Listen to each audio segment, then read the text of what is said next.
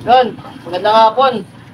Meron tayo ditong Rosy Delta na renewable shoot.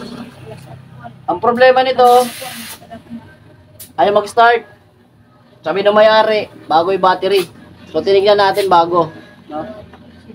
Tinister natin, 12 naman.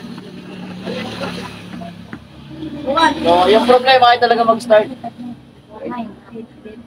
Bago po yung kanyang battery, isang base lang daw nag-start tapos hindi na naulit. Meron siya mga mini driving light. So yung pinaka-problema talaga nito, charging, regulator. Kasi kung makikita nyo, 13 lang po yung, hanggang 13 lang, point ano lang yung kanyang voltahe, no? Hindi siya umaangat. Ayun, kahit binibira na natin, ayaw talaga. So, charging yung problema. Kaya yung papalitan dito ng ating idol ay regulator. Kaya yung ginawa ko muna for the meantime kasi wala pa siyang budget sa ngayon. Kaya nag-charge lang muna tayo ng battery. Para malinaw, para mas alam niya na humina yung kanyang battery kahit bago. Kaya chinarge muna natin. Okay. So, yun po yung problema. Naulit ko, charging, yung regulator yung problema, kaya humina po yung battery ng ating katropa. So, ayan, bagong karga po, bagong charge. Try natin pa start.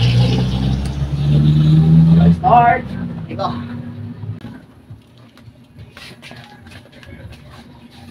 Ayan, try start. Saan na ba ako?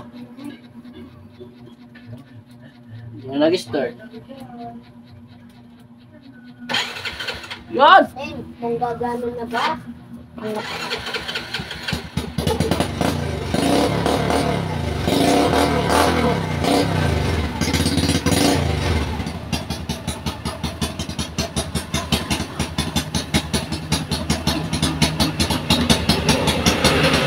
Well, so dahil sa bagong start, dahil sa bagong charge, nag-start po ulit, no? Nag-start siya. Try natin ulit.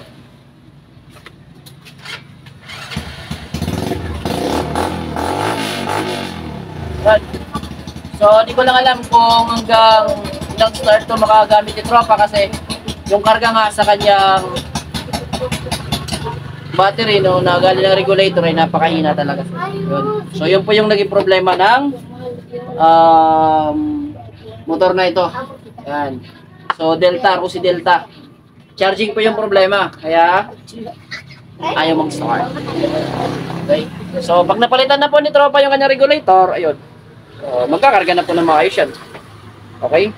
So, baka maranasan nyo ganitong klase sitwasyon na kahit bago yung battery, pero ayaw mag-start, no?